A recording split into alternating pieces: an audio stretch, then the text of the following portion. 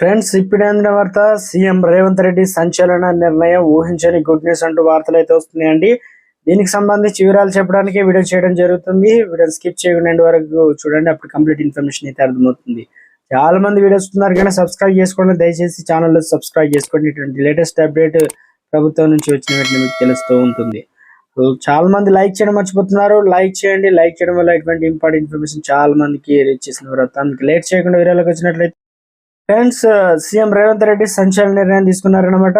ప్రభుత్వ శాఖలో డిప్యూటేషన్ల దిశగా రేవంత్ సర్కార్ అయితే కసరత్తు చేస్తుంది. విపత్తుల వంటి అత్యవసర సమయాల్లో తప్ప మిగతా రోజుల్లో డిప్యూటేషన్లు అనుమతించరాదని ఏ శాఖ అధికారులు ఆ డిపార్ట్మెంట్ లో విధులు నిర్వహించాలని ఆదేశాలు కూడా జారీ చేయనుంది. ఇప్పటికే అన్ని శాఖల్లో డిప్యూటేషన్లు వివరాలని ఇవ్వాలని అధికారులు సీఎం రేవంత్ రెడ్డి ఆదేశించారు. రవాణా తదితర శాఖల్లో అదనపు విధులు బాధ్యతలు విధానాన్ని రద్దు చేస్తున్నట్లుగా అన్ని శాఖల్లో డిప్యూటేషన్ రద్దుపై ఈ నెల ఉత్తర్వులు అయితే జారీ అయ్యే అవకాశాలు అయితే ఉన్నాయి. ఇక ప్రస్తుత రాష్ట్రంలో 1000 మందికి పైగా అధికారులు 5 ఏళ్లకు మించి డిప్యూటేషన్లో కొనసాగుతున్నారు. ఉన్నతాధికారులు ప్రస్తుతం అన్ని శాఖల్లో కలిపి 4000 మంది 14,000 మందికి పైగా ఉద్యోగులు డిప్యూటేషన్లో ఉన్నారు. హైదరాబాద్ కేంద్రంలో దాదాపు 8,000 మంది ఉద్యోగులు వివిధ హోదాల్లో పనిచేస్తున్నారన్నమాట.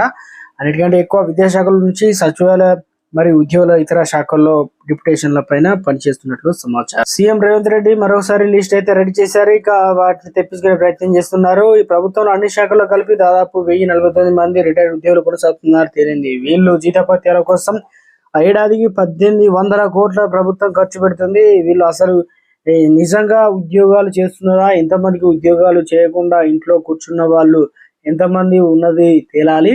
అలాగే పనిచేస్తున్న